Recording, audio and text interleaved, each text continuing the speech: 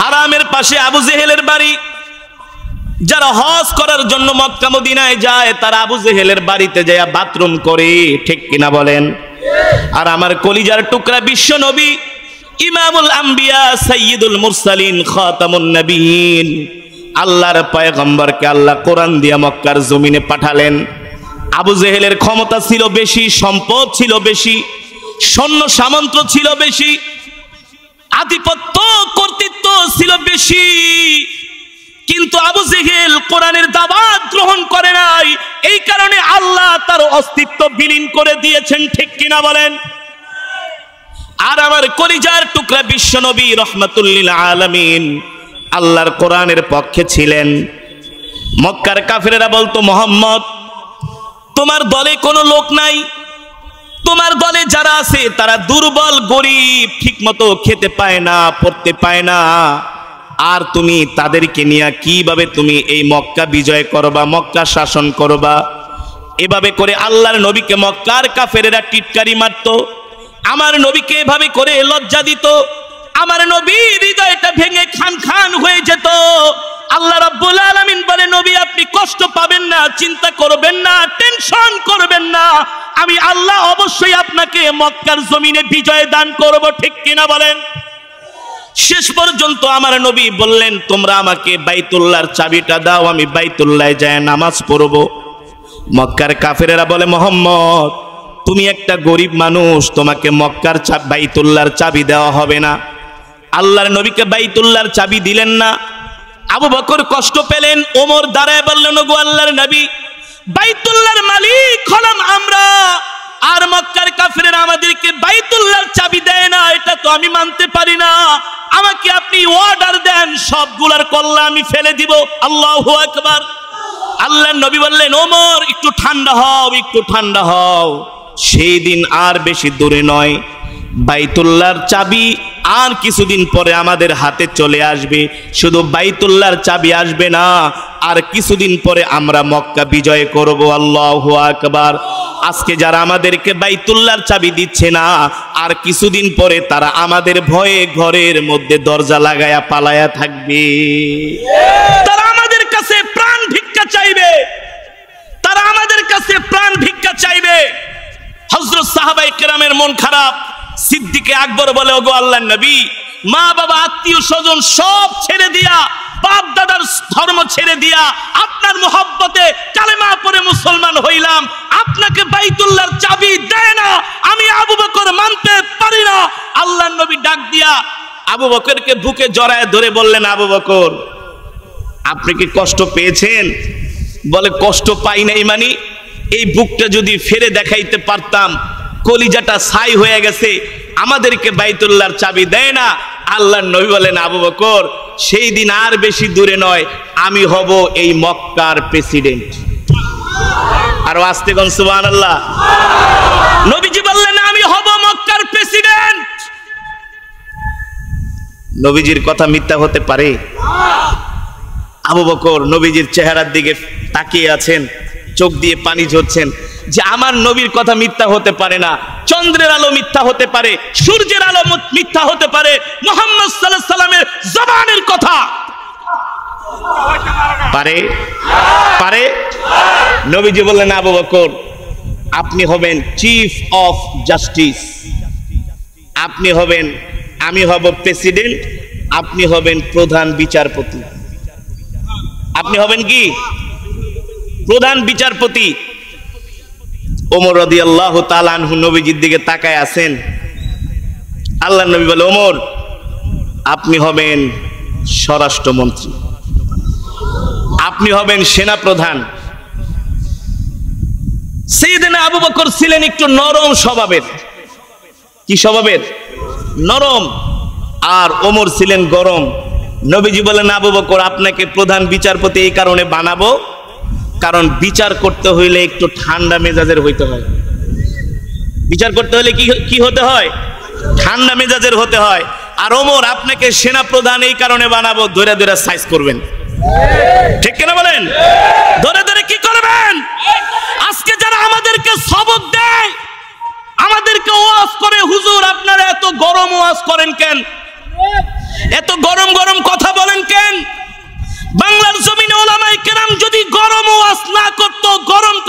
বলতো, তাহলে নাস্তিক মুর্তাদেরা ইসলামের 12টা বাজায় ফালাইতো। ঠিক কিনা বলেন?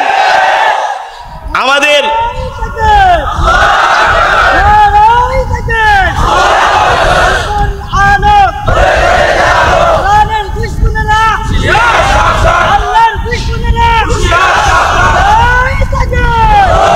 সম্মানিত হাজিরিন,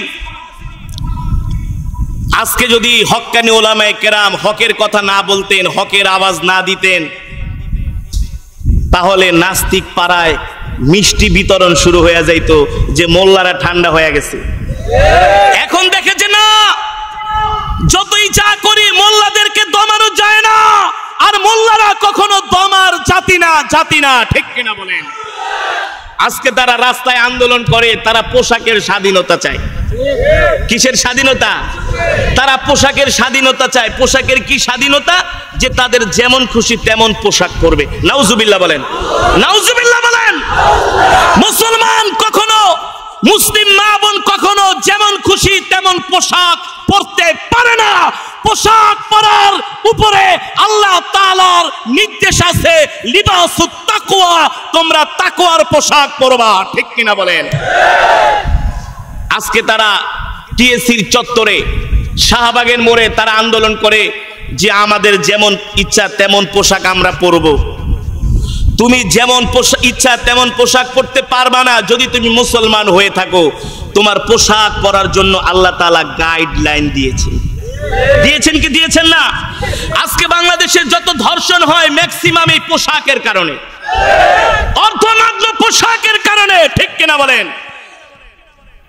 গজার মাছের শুটকি চিনেন আপনারা?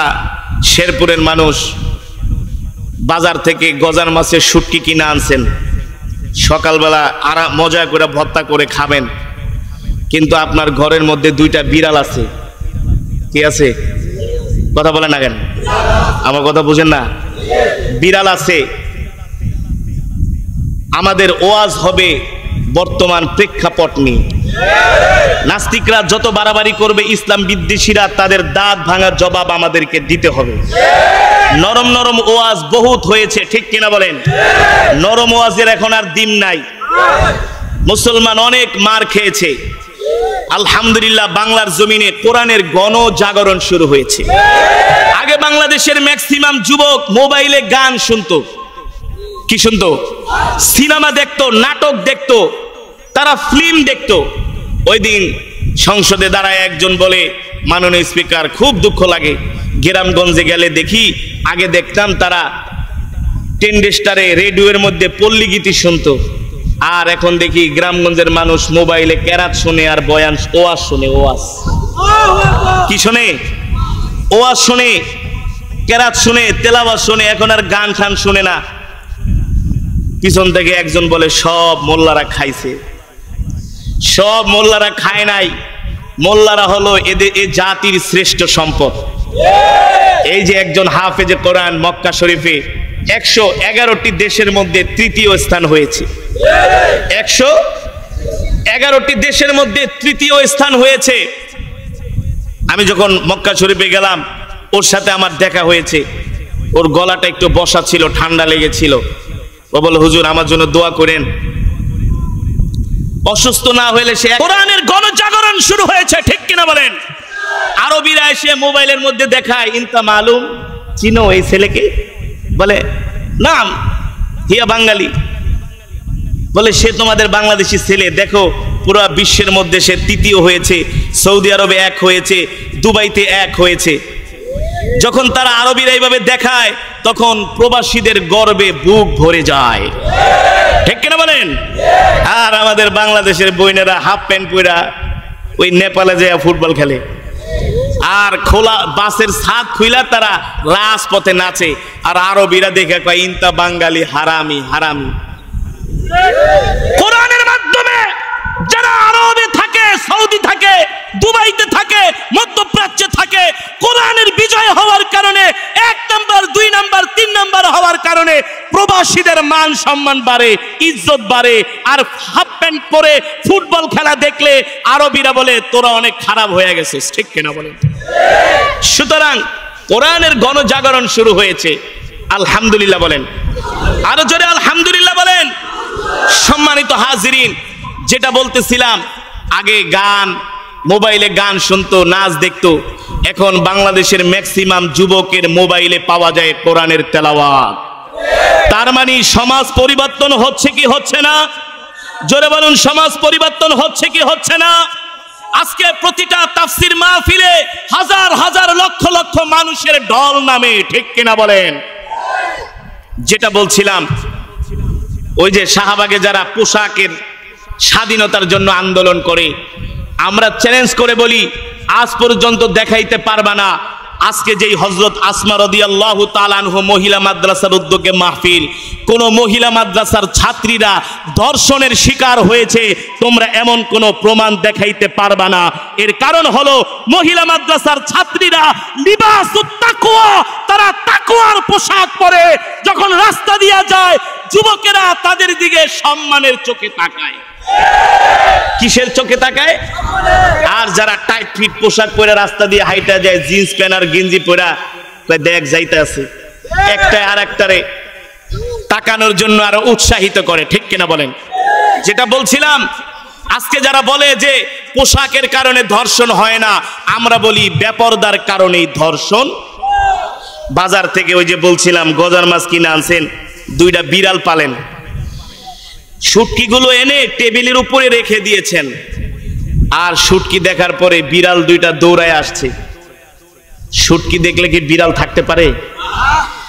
আপনি বিড়াল দুইটাকে বলতেছেন, এই তোদেরকে দুধ খাওয়াই, এটা খাওয়াই, সেটা খাওয়াই, অনেক শখ কইরা শুটকি মাছ আনছি, এই দিকে কিন্তু তোরা মুখ ঠুক দিস না, চোখ দিস না, তোদের পায়ে ধরি। বিড়াল দুইটা মাথাটা ঝাঁকি দিয়া বলবে, ঠিক আছে আপনি ঘুমান, তারপরে দেখা যাবে। আপনি ঘুমান। এই বিড়াল কি করছে, আশেপাশের ঘরে আরো যত বিড়াল আছে সবগুলারে দাওয়াত দিছে, বলে দোস্ত আজকে বিরিয়ানির দাওয়াত আছে। কি দাওয়াত? বলে আমার মালিক গজার মাছের শুটকি আনছে, একা খাবো না, তোরাও আসিস। এইদিকে মালিক রাত্রবেলা গজার মাছের শুটকি খোলা রেখেছে। কি রেখেছে ভাই? খোলা রেখেছে, কোনো কিছু দিয়ে ঢাকে নাই। আর মালিক ঘুমাইতেছে নাকটাই না। রাত 3টা বাজে বিড়াল 10-12টা মিলা গজার মাছের শুটকি সব শেষ করে ফেলছে, সব শুটকি খেয়ে শেষ করে ফেলেছে। এখন সকালবেলা উঠা দেখে টেবিলের উপরে গজার মাছের শুটকি নাই। ওই মালিকের মিজাজ খারাপ হবে কি হবে না? জোরে বলেন, হবে কি হবে না? এখন যে বিড়াল যে শুটকি খেলো, এই দোষ কি বিড়ালের নাকি মালিকের? কোন তো কেন মালিকের দোষ? জোরে বলেন। মালিকের উচিত ছিল শুটকিটা কিনে এনে একটা ডিব্বার মধ্যে ঢুকায়া মুখটা লাগায় দেওয়া, যাতে করে বিড়াল খুলতে না পারে, না দেখে। দেখলে তো লোভ লাগবে। আজকে যারা নারীবাদী, আজকে যারা পোশাকের স্বাধীনতা চান, আমরা আপনাদেরকে বলবো, বিড়াল যেমন গজার মাছের শুটকি দেখলে সহ্য করতে পারে না, এই সমাজের মধ্যে কুত্তার স্বভাবের কিছু কুলাঙ্গার যুবক আছে, তারাও নারীদের দেখলে সহ্য করতে পারে না, ঠিক কিনা বলেন? এ কারণে আল্লাহর বিধান হলো যে তোমরা লিবাসুত তাকওয়া, তাকওয়ার পোশাক পরবা, ঠিক কিনা বলেন? এই কারণেই সম্মানিত হাজিরিন, বাংলার জমিনে যদি কোরআনের রাজ কায়েম হয়ে যেত, সুবহানাল্লাহি ওয়া বিহামদিহি সুবহানাল্লাহিল আযীম।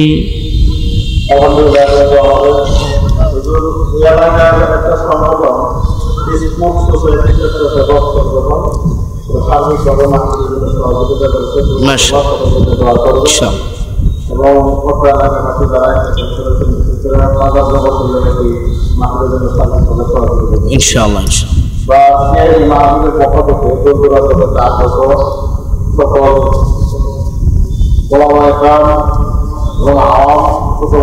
যারা এসেছেন মাহফিলের পক্ষ থেকে আলাদা বা বক্তার ব্যবস্থা করতে পারেন, এই সকলের কাছে আপনি জবরদস্তিতে সবাই ক্ষমা করছেন এবং দোয়া করবেন আল্লাহ যেন মাদ্রাসাকে কেমন পর্যন্ত কায়েম এবং কায়েম রাখে এবং মাদ্রাসার সকল শিক্ষক শিক্ষিকা ছাত্রছাত্রীদের আল্লাহ কবুল করে। আমরা সকলেই সকলের জন্য প্রাণ খুলে দোয়া করব।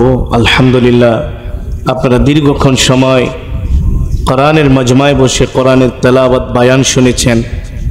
আল্লাহ তাআলার কোরআনের জন্য আপনারা সময় দিয়েছেন। আল্লাহ তাআলা সকলের সময়কে, সকলের মেহনত শ্রমকে আল্লাহ তাআলার সন্তুষ্টির বিনিময়ে কবুল করুন বলি আমিন। আমরা এখনই দোয়ার দিকে চলে যাব।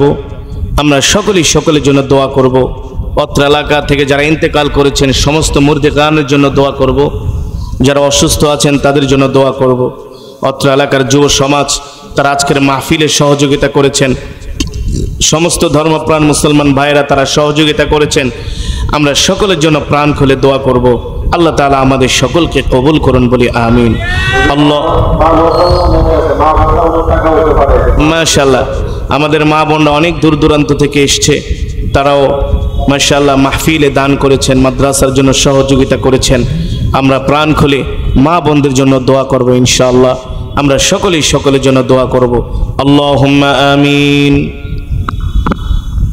ربنا ظلمنا أنفسنا وإن لم تغفر لنا وترحمنا لنكونن من الخاسرين ربنا آتنا في الدنيا حسنة وفي الآخرة حسنة وقنا عذاب النار رب العالمين أمرنا فرمان أبي رحمن أي مليك এই গভীর রজনীতে গুনার বোঝা মাথায় নিয়ে ভিক্ষুকের মতো দুইখানা হাত আপনার শাহী দরবারে উঠিয়েছি।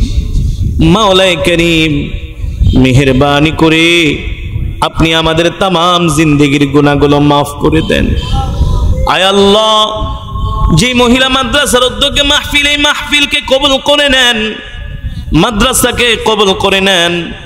যারা মাহফিলের আয়োজন করেছেন আল্লাহ তাদেরকে কবুল করে নেন। এই মাহফিলে যারা 1 টাকা থেকে 1000 টাকা দান করেছেন সকলের দানকে কবুল করে নেন। এই মাহফিলের জন্য যারা শ্রম দিয়েছেন, মেহনত করেছেন, সকলের শ্রম মেহনতকে আল্লাহ আপনি জান্নাতের বিনিময়ে, আপনার সন্তুষ্টির বিনিময়ে কবুল করে নেন। মাওলায়ে করিম, মেহেরবানি করে আল্লাহ অত্র এলাকার যুব সমাজ, ব্যবসায়ী বৃন্দ, ধর্মপ্রাণ দিনদার মুসলমান মা বোনেরা মাহফিলের জন্য সহযোগিতার হাত বাড়ায় দিছে। যারা মাহফিলে দান করলো, মাহফিলে সহযোগিতা করলো, আল্লাহ মেহেরবানি করে সকলের तमाम জিন্দেগির গুনাহগুলো মাফ করে দেন। আয় আল্লাহ, আপনি আমাদের জনম দুঃখিনী আব্বা জান, আম্মা জানের কবরে আযাব মাফ করে দেন। আব্বা আম্মার কবরকে জান্নাতের বাগান বানায় দেন। দাদা দাদি, নানা নানি, আত্মীয় স্বজন, পাড়া প্রতিবেশীদেরকে মাফ করে দেন। আল্লাহ মালিক, বাবা আদম থেকে শুরু করে আজ পর্যন্ত যত মুমিন মুমিনাত, মুসলিম মুসলিমাত যারা অন্ধকার কবরে শুয়ে আছে আল্লাহ আপনি সকলের কবরে আযাব মাফ করে দেন। সকলের আরওয়াহ পাকের হাদিয়া সওয়াব পৌঁছে দেন। মেহেরবানি করে আল্লাহ অত্র অঞ্চলের, অত্র এলাকার গোরস্থানে যত মুর্দেগান শুয়ে আছে আল্লাহ সকল কবরবাসীর কবরে আযাব মাফ করে দেন। সকল কবরবাসীর কবরকে জান্নাতের বাগান বানায় দেন। এ মালিক, মেহেরবানি করে আল্লাহ জীবনে অনেক গুনাহ করেছি, সব গুনাহগুলো ক্ষমা করে দেন। আল্লাহ বিনা হিসাবে আমাদের জন্য জান্নাতের ফয়সালা করে দিন। হিসাব নিকাশ নিয়েন না, হিসাব নিকাশ নিলে ধরা খেয়ে যাব গো আল্লাহ। হিসাব নিকাশ দিয়া জান্নাতে যেতে পারবো না আল্লাহ। আমরা আল্লাহকে ডাক দিই ইয়া আল্লাহ, আরো জোরে বলি ইয়া আল্লাহ, আরো জোরে বলি ইয়া আল্লাহ। মালিক, বিনা হিসাবে জান্নাতের ফয়সালা করে দিন, হিসাব নিকাশ নিয়েন না। तमाम জিন্দেগির গুনাহ মাফ না করায়া বাড়িতে নিয়েন না, জীবনের গুনাহ মাফ না করে প্যান্ডেল থেকে বের করিয়েন না আল্লাহ। জীবনের সব গুনাহগুলো এখনই মাফ করে দেন আল্লাহ। আমাদের সাথে অনেক মা বোনেরা হাত উঠিয়েছে, মা বোনদেরকে মাফ করে দেন আল্লাহ। যে সমস্ত যুবক ভাইরা মাহফিলের সহযোগিতা করছে প্রত্যেকটা যুবককে আল্লাহ আপনি মাফ করে দেন আল্লাহ। তাদের জন্য হালাল রিজিকের ব্যবস্থা করে দেন। যাদের চাকরি নাই চাকরির ব্যবস্থা করে দেন। যারা ব্যবসা করে ব্যবসায় বরকত দিয়া দেন। যারা পড়াশোনা করে জেহান জাকাত বাড়ায় দেন, আর যারা বেকার আছে আল্লাহ প্রত্যেকটা যুবককে আল্লাহ আপনি কর্মসংস্থানের ব্যবস্থা করে দেন। আয় মাওলা কারীম, আমরা এতক্ষণ পর্যন্ত যে কোরআনের বয়ান শুনলাম, তেলাওয়াত শুনলাম, এই কোরআন অনুযায়ী যেন আমরা চলতে পারি আল্লাহ তৌফিক দিয়া দেন। আমাদের ঘরগুলোকে আল্লাহ কোরআনের বাগান বানায় দেন, ঘরগুলোকে আল্লাহ কোরআনের বাগান বানায় দেন। আল্লাহ মালিক, এই কোরআনকে আমরা এমন করে ভালোবাসতে পারি, কোরআন অনুযায়ী চলতে পারি আল্লাহ। হাসরের ময়দানে কোরআন যেন আমাদেরকে পাহারা দিয়া দিয়া জান্নাতে পৌঁছে দেয়, এমন করে আল্লাহ আপনি আমাদের কোরআনের আশিক বানায় দেন। রব্বির হামহুমা কামা রব্বায়ানি সগীরা, রব্বির হামহুমা কামা রব্বায়ানি সগীরা। মাওলারে, যে মহিলা মাদ্রাসার উদ্যোগে মাহফিল, এই মহিলা মাদ্রাসাকে কবুল করে নেন, দ্বীনের খাঁটি মারকাজ হিসাবে কবুল করে নেন। এই মাদ্রাসায় আমার যে সমস্ত বোনেরা পড়াশোনা করে, প্রত্যেকটা বোনকে আল্লাহ হযরত রাবিয়া বস্তির মতো বুজুর্গ বানায় দেন। আয় আল্লাহ মেহেরবানি করে মালিক, উস্তাদ শিক্ষক যারা আছে আল্লাহ সকলকে আপনি দ্বীনের খাদেম হিসাবে কবুল করে নেন। আয় আল্লাহ, মক্কা মদিনা দেখেছি, বারবার নিয়ে যায়, বারবার যাওয়ার সুযোগ করে দিয়েন আল্লাহ। আপনার ঘরের সামনে দাঁড়াইলে যেই সুখ পাই, যেই শান্তি পাই, পৃথিবীর কোন চিজ আসবাবের মধ্যে এত শান্তি পাই না। নবীজির রওজার পাশে দাঁড়াইলে যেই শান্তি লাগে, ভালো লাগে আল্লাহ, ওই কলিজার টুকরা নবীজির রওজায় ধারে বারবার যাওয়ার সুযোগ করে দিন আল্লাহ। আপনার কাছে দরখাস্ত ফরিয়াদ, মৃত্যু তো দিবেন, এই মৃত্যুটা আল্লাহ দ্বীনের জন্য জিহাদের ময়দানে দিন আল্লাহ। কোরআনুল কারীম তেলাওয়াত অবস্থায় মৃত্যু দিন আল্লাহ। বাইতুল্লাহর পাশে মৃত্যু দিন, নবীজির রওজার পাশে মৃত্যু দিন, রমজান মাসে রোজা অবস্থায় মৃত্যু দিন গো আল্লাহ। নাফরমান বেঈমান বানায়া কবরে ডাক দিয়েন না, জাহান্নামী বানায়া কবরে ডাক দিয়েন না গো আল্লাহ। রব্বির হামহুমা কামা রব্বায়ানি সগীরা, রব্বির হামহুমা কামা রব্বায়ানি সগীরা। মাওলারে, জানি না কোন দিন মৃত্যুর পরোয়ানা জারি হয়ে যায়, আজরাইল আমাদের সামনে এসে হাজির হয়। সেই কঠিন মুসিবতের সময়, কঠিন বিপদের সময় আমাদের জবানে জারি করে দিয়েন কালেমায়ে তাইয়্যিবা লা ইলাহা ইল্লাল্লাহু মুহাম্মাদুর রাসূলুল্লাহ। জোরে জোরে বলি সাল্লাল্লাহু আলাইহি ওয়াসাল্লাম। বিদুরি সুবহানা রাব্বিক আল্লাযীনা ইউবাল্লিগুনা রিসালাতিল্লাহি ওয়া ইয়াখশাউনাহু ওয়া লা ইয়াখশাউনা আহাদান ইল্লাল্লাহ ওয়া কাফা বিল্লাহি হাসিবা।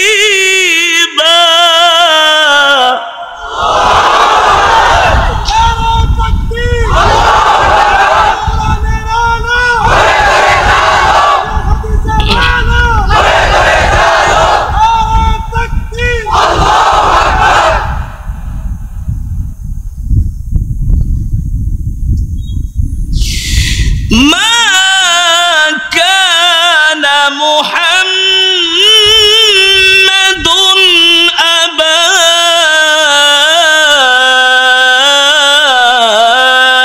أحد من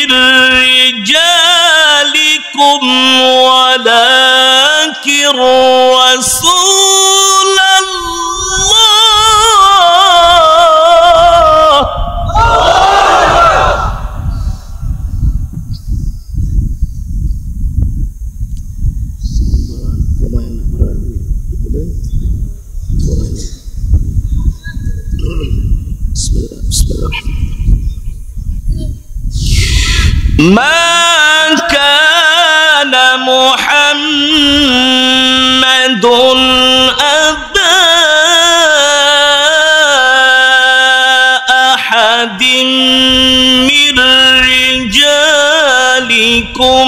ولكن رسول الله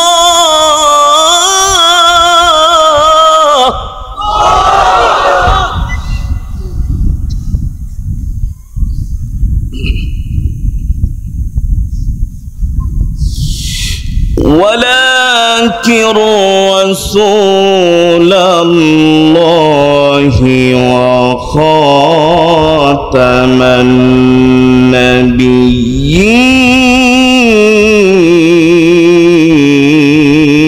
النبيين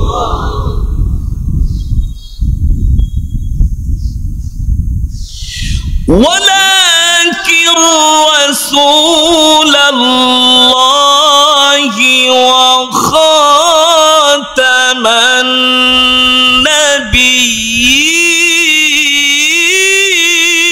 النبيين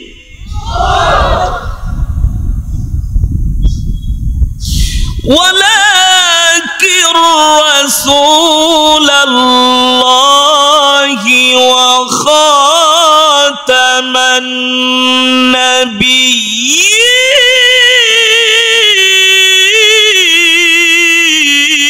النبيين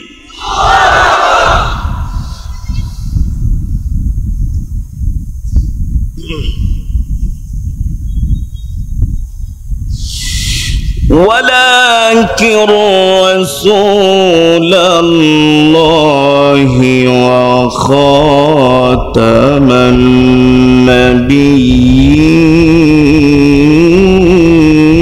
النبيين وكان الله بكل شيء عليما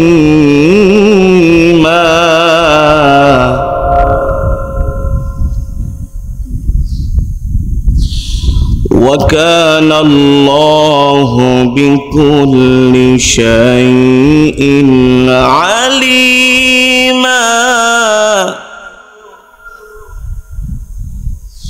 وكان الله بكل شيء عليما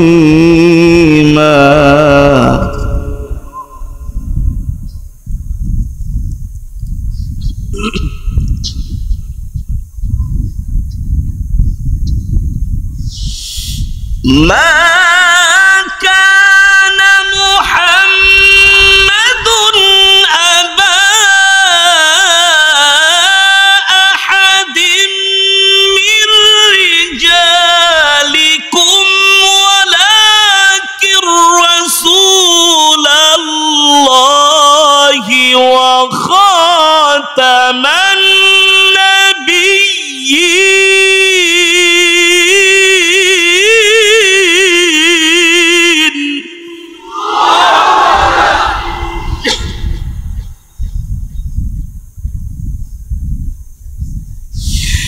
ولكن رسول الله وخاتم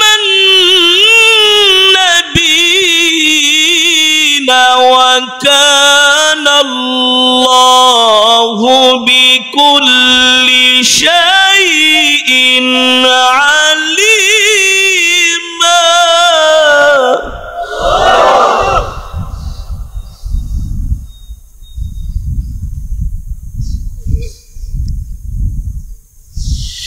ولكن رسول الله وخاتم النبيين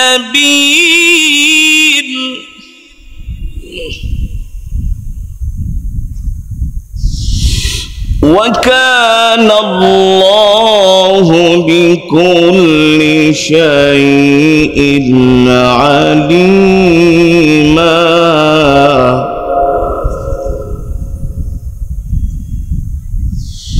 يا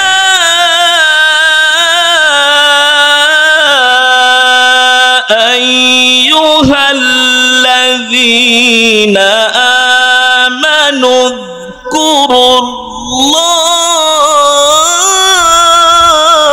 الله يا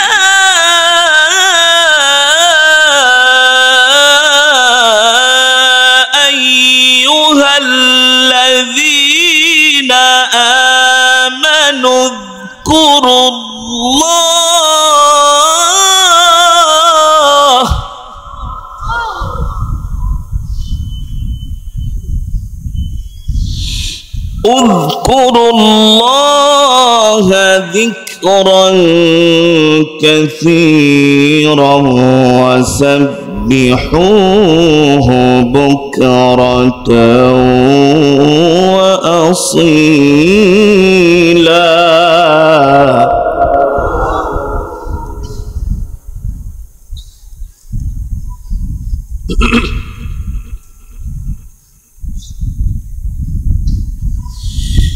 هو الذي يصلي عليكم وملائكته ليخرجكم من الظلمات إلى النور.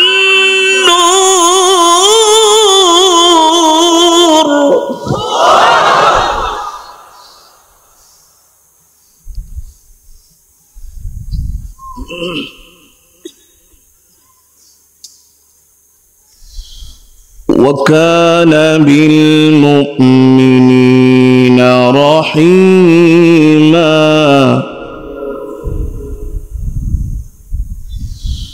وكان بالمؤمنين رحيما. وكان بالمؤمنين رحيما.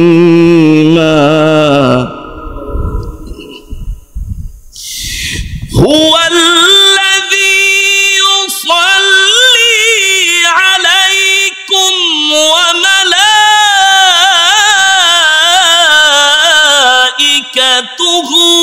ليخرجكم من الظلمات إلى النور. وكان بالمؤمنين رحيما. تكبير القرآن العالم. تكبير. وكان بالمؤمنين رحيما. تحيتهم يوم يلقونه سلام.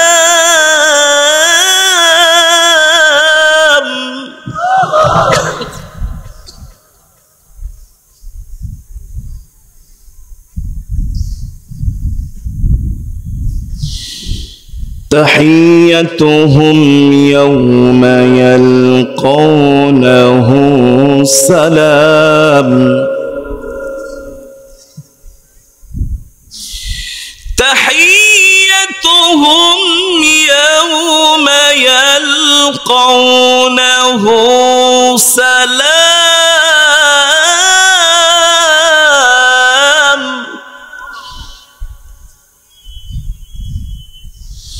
سلام وأعد لهم أجرا كريما.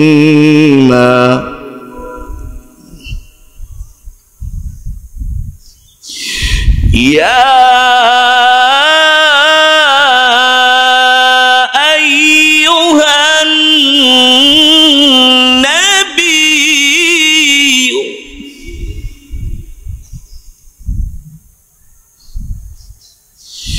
يا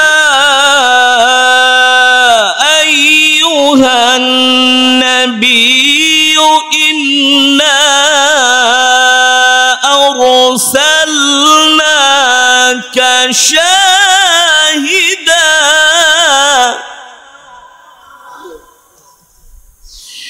شاهدا ومبشرا ونذيرا.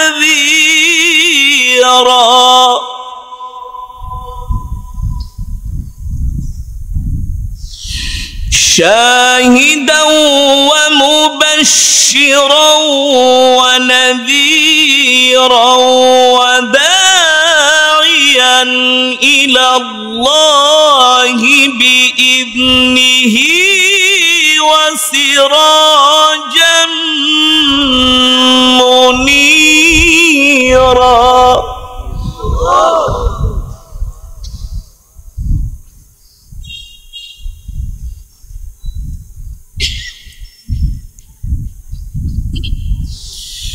يا أيها النبي إنا أرسلناك شاهدا ومبشرا ونذيرا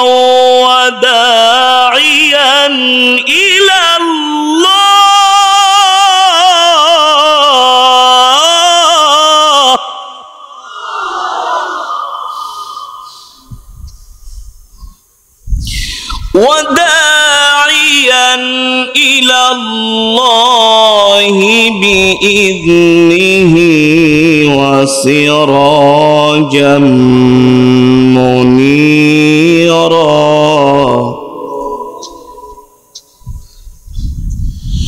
وبشر المؤمنين وبشر المؤمنين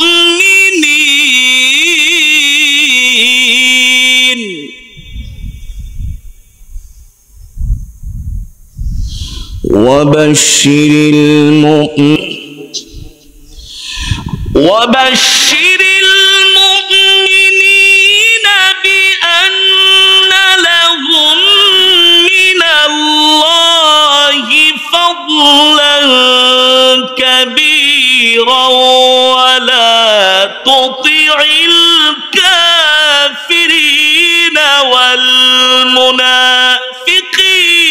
ودع أذاهم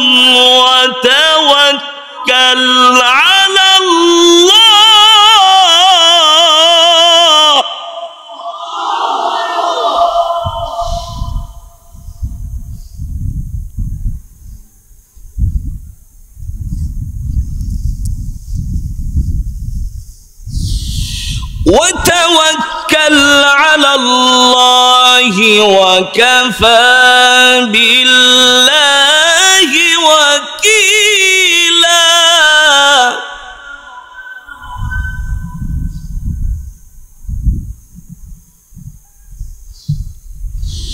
وتوكل على الله وكفى بالله وكيلا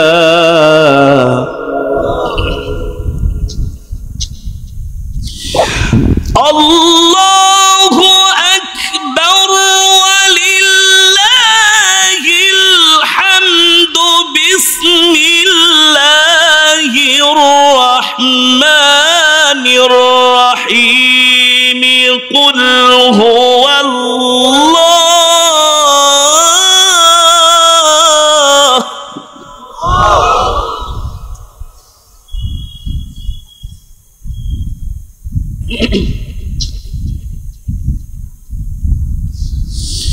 قل هو الله أحد الله الصمد لم يلد ولم يولد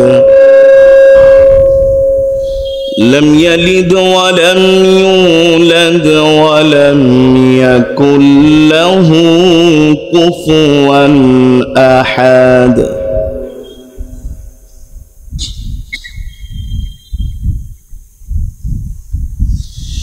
بسم الله الرحمن الرحيم قل هو الله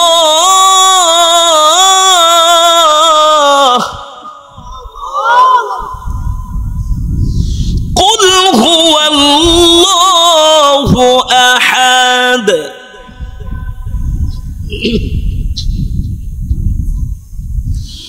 الله الصمد الله الصمد لم يلد ولم يولد ولم يكن له كفوا أحد بسم الله الرحمن الرحيم قل هو الله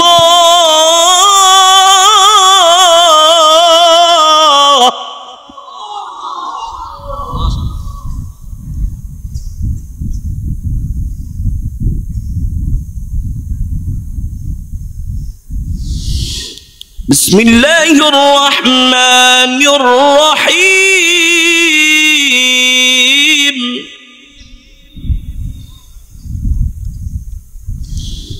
বিসমিল্লাহির রহমানির রহিম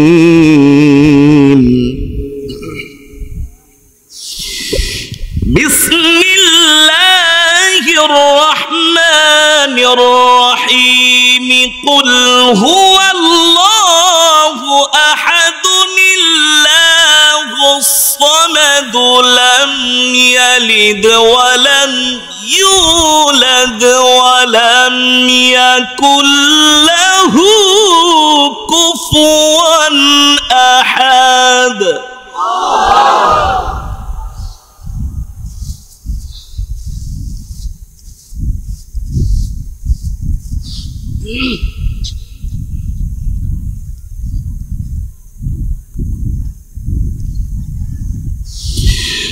لم يلد ولم يولد ولم يكن له كفوا أحد لم يلد ولم يولد ولم يكن له كفوا أحد صدق الله العلي العظيم।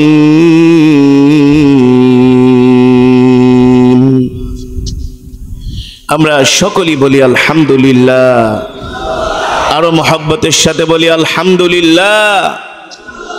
সম্মানিত হাজিরিন, আল্লাহর পেয়ারা বান্দারা, সমস্ত প্রশংসা কার জন্যে?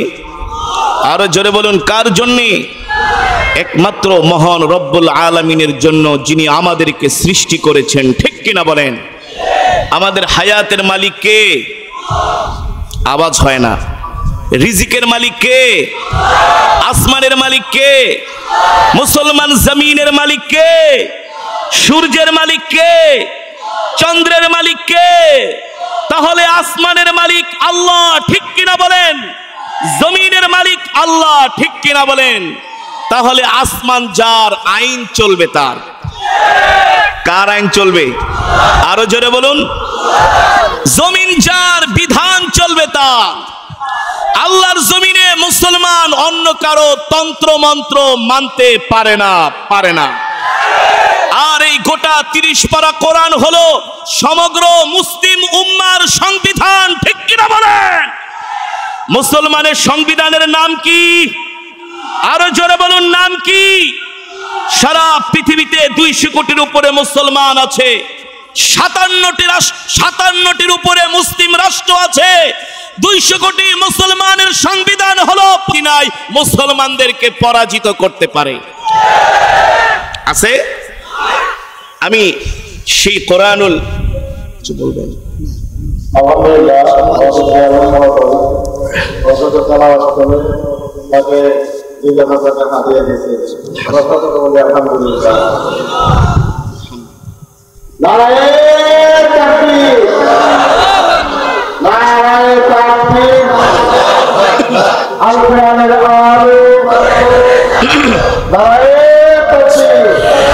সম্মানিত হাজিরিন, আমি যেটা বলতেছিলাম, বয়ান কি চলবে? কতক্ষণ? আপনারা থাকবেন যতক্ষণ, বয়ান চলবে ততক্ষণ। আমার চাইতে কিন্তু আপনারা বেশি ব্যস্ত না? বেশি ব্যস্ত? আমি মাহফিল করে এসেছি গতকাল রাত 3টা বাজে এসে ফজরের পরে ঘুমিয়েছি মাত্র 5 ঘন্টা। কয় ঘন্টা? 5 ঘন্টা ঘুমিয়ে আবার এখানে এসেছি। আবার যাব সকাল 8টায়, একটা প্রোগ্রাম আছে। শেখুল হাদিস আল্লামা আজিজুল হক রহমতুল্লাহ আলাই, তার জীবন কর্ম শীর্ষক আলোচনা। কালকে বাংলাদেশে সমস্ত আলেমরা ওখানে থাকবেন। সেখানে 8টায় আমার উদ্বোধনী তেলাওয়াত। তারপরে জুমার নামাজ, জুমা পড়ে আবার চলে যাব সেই চিটাগাং ফটিকছড়িতে। তাহলে ব্যস্ত কি আমি বেশি না আপনারা? জোরে বলেন। আমি মেহমান, আপনারা মেজবান। আমি কি? আর আমি হচ্ছি কোরআনের একজন খাদেম। শুধু বাংলাদেশ না, আলহামদুলিল্লাহ এই পর্যন্ত পৃথিবীর 20টা দেশে কোরআনুল কারীমের তেলাওয়াত করেছি। আর এই কোরআন এমন এক কিতাব, ওয়াজ করা লাগে না, শুধু তেলাওয়াত শুনে অনেক অমুসলিম কালেমা পড়ে মুসলমান হয়ে গিয়েছে। কোরআন এমন এক কিতাব, বয়ান করা লাগে না, কোরআনের সুর শুনলেই পাথরের মতো হৃদয়টা মমের মতো গলে যায়। আর কেনই বা গলবে না? ওয়াইদা তুলিয়াত আলাইহিম আয়াতুহু যাদাতুহুম ঈমানা, কোরআনের তেলাওয়াত শুনলে ঈমান বৃদ্ধি পায়, ঠিক কিনা বলেন? সম্মানিত হাজিরিন, আমাদের আকাবেররা ছিলেন কোরআনের পাগল, আমাদের মুরব্বীরা ছিলেন শাইখুল হাদিস আল্লামা আজিজুল হক রহমতুল্লাহি আলাইহি নওয়ারাল্লাহু মারকাদাহু ওয়া জাআলাল জান্নাতা মাসওয়াহু। তিনি 2005 সালে মুক্তাঙ্গনে আন্দোলন হচ্ছে, আমি তেলাওয়াত করলাম মাগরিবের পরে, আমার তেলাওয়াত শুনে হুজুরের পকেটে টাকা নাই, আরেকজন থেকে 2000 টাকা হাওলাত করে এনে আমাকে হাদিয়া দিয়েছেন। শাইখুল হাদিস রহমতুল্লাহ আলাইহির কথা বলছি। মুফতি আমিনী ফজলুল হক রহমতুল্লাহি আলাইহি, তিনি তো ইন্তেকালের আগে কোরআনের উপরে একটা কিতাব লিখেছেন, শুধু কোরআনের ফাজাইল। সুবহানাল্লাহ। আমাদের আকাবেররা ছিলেন কোরআনের পাগল। সর্বশেষ শাইখুল হাদিস আল্লামা শাহ আহমদ শফি নওয়ারাল্লাহু মারকাদাহু এত কোরআনের আশিক ছিলেন, তিনি আমার তেলাওয়াত শুনা ডাক দিয়ে আনছেন এক মাহফিলে। বলে, কারি সাহেব, আমি ঘুমাইতেছিলাম, আপনার তেলাওয়াত শুনে আমি জায়গা গেছি। তার খাদেম শফি বেরে ডাক দিয়া বলে, এই শফি, সামনে থেকে হাটাজারি মাদ্রাসার প্রোগ্রামে কারি সাহেবের দাওয়াত দিবা। আমি যখন হাটাজারিতে যাইতাম, হুজুর আমার হাত ধরে তিনি প্রোগ্রামে যাইতেন, আমার পিছনে হুজুর নামাজ আদায় করতেন যে আপনি নামাজ পড়ান। যখন তেলাওয়াত করতাম দেখতাম আল্লামা শাহ আহমদ শফি রহমতুল্লাহ আলাইহি বাচ্চা মানুষের মতো তাকায়া থাকতেন। এই ছিল আমাদের আকাবেররা, কোরআনের পাগল। কোরআনের জন্যই তো তারা তাদের জীবনটাকে বিলিয়ে দিয়েছেন। সর্বশেষ গত বছরের আগের বছর আমাদের আরাক রাহবার মজলুম জননেতা আল্লামা জুনায়েদ বাবু নগরী রহমতুল্লাহি আলাইহি আলামিন সংস্থার শেষ দিনে আমি তেলাওয়াত করছিলাম, হুজুর আমার পাশের চেয়ারে বসা ছিলেন। এত কোরআনের আশিক ছিলেন, তিনি তো হাফেজে কোরআন ছিলেন। তেলাওয়াত শুনলে ডাক দিয়া নিয়ে বুকের সাথে জড়ায় ধরতো আর বলতো, কারি সাহেব, আল্লাহর কোরআন শুনলে ঠিক থাকতে পারি না। এই তো ছিল আমাদের আকাবেরদের অবস্থা। সম্মানিত হাজিরিন, সেই কোরআনুল কারীমের তেলাওয়াত আমি আপনাদের সামনে করেছি। এই কোরআন আল্লাহর জবানের কালাম। আল্লাহর কসম করে বলি, যদি কেউ সহজে জান্নাতে যেতে চায়, সে যেন আল্লাহর কোরআনের সাথে সম্পর্ক রাখে। তাহলে কি হবে? এই কোরআন তাকে পাহারা দিয়ে দিয়ে, পথ দেখিয়ে দেখিয়ে আল্লাহর জান্নাত পর্যন্ত পৌঁছে দিবে। আরো জোরে বলেন সুবহানাল্লাহ। এই 3 দিন আগে আমি বাইতুল্লাহ থেকে এসেছি, মদিনাতুল মুনাওয়ারা থেকে এসেছি। আরে আমাদের কোরআন তো এমন এক কিতাব, বাংলাদেশের কোরআন, আমেরিকার কোরআন, রাশিয়ার কোরআন, আমেরিকার কোরআন, অস্ট্রেলিয়ার কোরআন, জার্মানের কোরআন, সুইডেনের কোরআন, পৃথিবীতে যতগুলো রাষ্ট্র আছে প্রত্যেকটা রাষ্ট্রের কোরআন এক জায়গায় রাখেন, যেখানে সূরা ফাতিহা লেখা। বাংলাদেশের কোরআনে যেখানে সূরা ফাতিহা লেখা, আমেরিকার কোরআনেও সেখানে সূরা ফাতিহা লেখা। আমেরিকার কোরআনে যেখানে সূরা ফাতিহা লেখা, জার্মানের কোরআনেও সেখানে সূরা ফাতিহা লেখা। জার্মানের কোরআনে যেখানে সূরা নাস লেখা, চীনের কোরআনেও সেখানে সূরা নাস লেখা। ঠিক কিনা বলেন? তার মানে আল্লাহর কোরআন এমন এক কিতাব, যালিকাল কিতাবু লা রাইবা ফি। আল্লাহ বলে, আমার কোরআনের মধ্যে কোনো সন্দেহ তো নাই, সন্দেহের অবকাশও নাই। পারলে তোমরা আমার কোরআনের মধ্যে একটা ভুল ধইরা দেখাও। অবিশ্বাসীরা পেরেছে? কাফের বেঈমান নাস্তিকরা পেরেছে? পারে নাই। পারে নাই। কেন পারে নাই? এটা আল্লাহর কোরআন। ইন্না নাহনু নাযালনা যিকরা ওয়া ইন্না লাহু লাহাফিজুন। আল্লাহ বলে, নবী, আমি আল্লাহ আপনার উপর কোরআন নাজিল করেছি, আর এই কোরআন হেফাজত করার দায়িত্ব আমি আল্লাহ আমার নিজ কুদরতি হাতে গ্রহণ করেছি। ঠিক কিনা বলেন? সম্মানিত হাজিরিন, এই কোরআন দেখেন কেমন আমাদের মাঝে। এই কোরআন আমাদের মাঝে আমাদেরকে ডাকছে যে তোমরা সবাই কোরআনের ছায়াতলে আসো, সব পৃথিবীর মুসলমানগুলো এক কোরআনের ছায়াতলে আসো। যদি আমরা সারা পৃথিবীর মুসলমান কোরআনের ছায়াতলে আসতে পারি, পৃথিবীর এমন কোন সুপার পাওয়ার নাই মুসলমানদের একটা পশমও ছিঁড়তে পারে। কিন্তু আমাদের চিত্র তো উল্টা। আমরা এখন কোরআনের বিরুদ্ধে অবস্থান নিচ্ছি, ঠিক কিনা বলেন? আমরা কিভাবে করে কোরআনের বিরুদ্ধে অবস্থান নেই, অথচ এই কোরআনের জন্য আল্লাহর নবী মক্কার জমিনে রক্ত ঝরিয়েছেন, তাইফের ময়দানে রক্ত ঝরিয়েছেন, উহুদের ময়দানে দান মোবারক শহীদ করেছেন, ঠিক কিনা বলেন? এই কোরআনের জন্য আল্লাহর নবী দিনের পর দিন, রাতের পর রাত খেয়ে না খেয়ে আল্লাহর নবী কোরআনের দাওয়াত দিয়েছেন, কোরআনের দাওয়াত দিয়েছেন, যার ফলে মক্কার জমিনে মুসলমানের কোনো অস্তিত্ব ছিল না। যেই তাইফের ময়দানে নবীকে রক্ত ঝরিয়েছেন সেখানে মুসলমানের কোনো অস্তিত্ব ছিল না। আজকে পুরা আরবের মধ্যে মুসলমান, ঠিক কিনা বলেন? শুধু এই কোরআনের কারণে। কিসের কারণে ভাই? জোরে বলেন, কিসের কারণে? এই কারণে আল্লাহ রাব্বুল আলামিন কোরআনের মধ্যে বলছেন, ইন্না আনজালনা ইলাইকা যিকরা লিতুবাইয়িনা লিন-নাস। ও নবী, আমি আপনাকে যে কোরআন দান করেছি, এই কোরআন দিয়ে আপনি মক্কার কাফেরদেরকে দ্বীনের দাওয়াত দেন। এই কোরআন দিয়া মক্কার কাফেরদেরকে আপনি ইসলামের দাওয়াত দেন, হেদায়েতের পথে তাদেরকে ডাকেন। আল্লাহর নবী মক্কার কাফেরদেরকে কোরআনের দাওয়াত দিলেন। বারবার আবু জেহেলের বাড়িতে গিয়েছেন কোরআনের দাওয়াত নিয়ে, আবু লাহাবের বাড়িতে গিয়েছেন কোরআনের দাওয়াত নিয়ে, উতবার বাড়িতে গিয়েছেন কোরআনের দাওয়াত নিয়ে, সাইবার বাড়িতে গিয়েছেন কোরআনের দাওয়াত নিয়ে। আবু জেহেল কোরআনের দাওয়াত গ্রহণ করে নাই, আবু লাহাব কোরআনের দাওয়াত গ্রহণ করে নাই, উতবা সাইবা তারা কোরআনের দাওয়াত গ্রহণ করে নাই।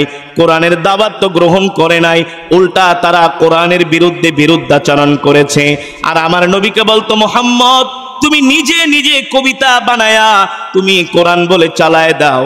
আল্লাহ রাব্বুল আলামিন কোরআনের মধ্যে আয়াত নাজিল করলেন, ওয়ামা আল্লামনাহু শি'রা ওয়ামা ইয়ানবাগি লাহু ইন হুয়া ইল্লা যিকরুন ওয়া কুরআনুম মুবিন।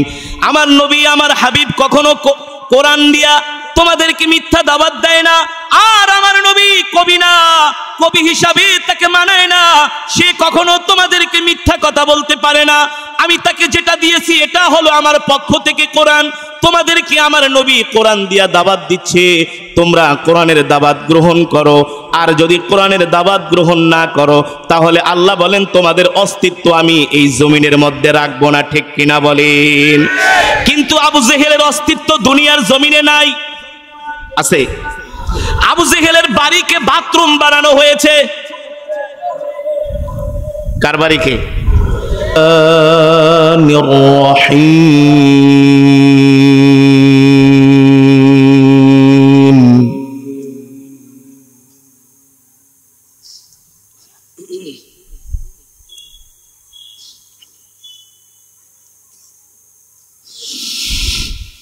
ما كان على النبي من حرج فيما فرض الله له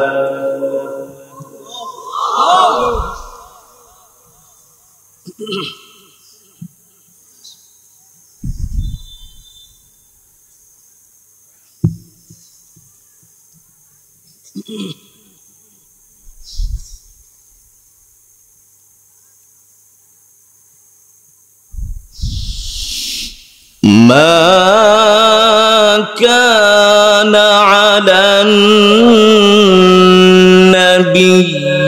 من حرج فيما فرض الله له سنة الله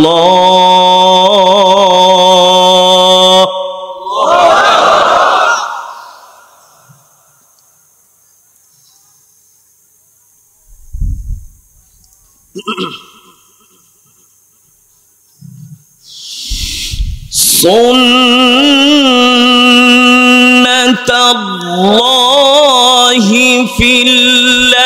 الذين خلوا من قبل وكان أمر الله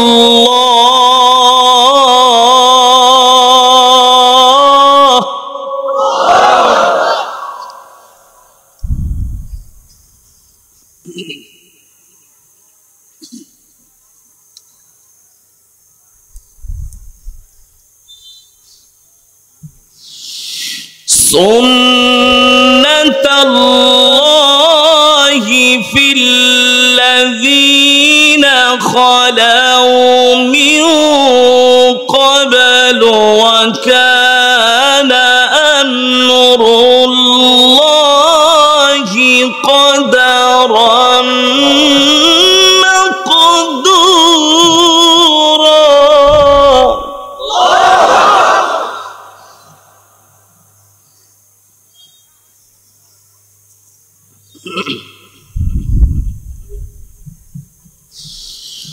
وكان أمر الله قدرا مقدورا.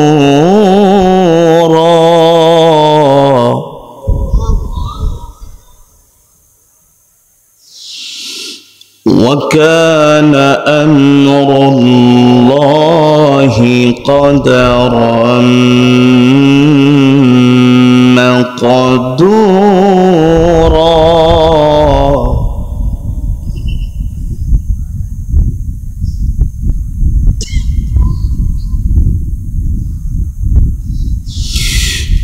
الذين يبلغون رسالات الله ويخشونه ولا يخشون أحدا إلا الله.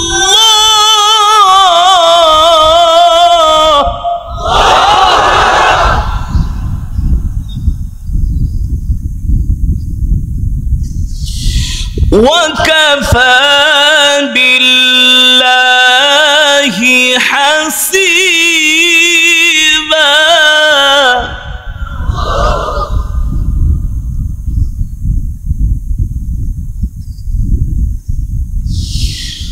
وكفى بالله حسيبا.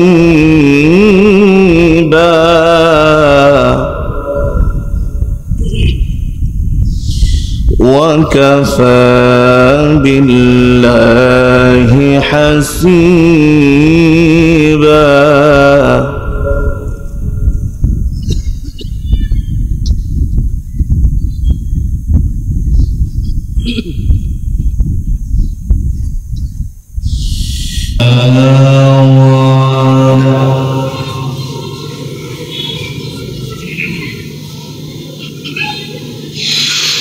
وقال